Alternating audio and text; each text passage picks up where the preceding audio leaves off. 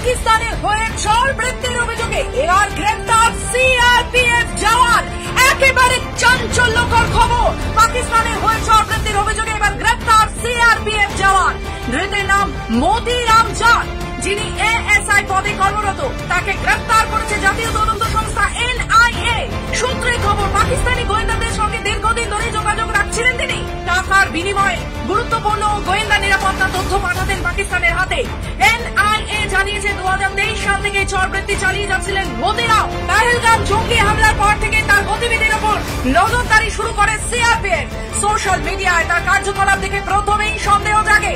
তদন্তে তার পাকিস্তান সংযোগের প্রমাণ মেলায় তাকে তুলে দেওয়া হয় এনআইএ এর হাতে। পাটিয়ালা স্পেশাল কোর্ট ধৃত জওয়ানকে 6 জুন পর্যন্ত জেল হেফাজতে রাখার নির্দেশ দিয়েছে। এদিকে শুধু এই ঘটনাই নয়, গত 2 সপ্তাহে পাঞ্জাব, হরিয়ানা, উত্তরপ্রদেশ মিলিয়ে 12 জনকে গুপ্তচর বৃত্তির অভিযোগে গ্রেফতার করেছে পুলিশ।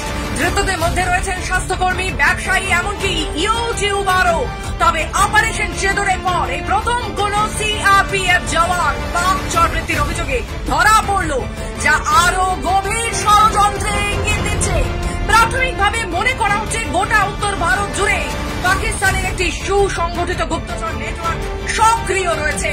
তদন্ত জোরদার করেছে এনআইএ ও অন্যান্য কেন্দ্রীয় সংস্থা। ব্যুরো রিপোর্ট, খবর বাংলা।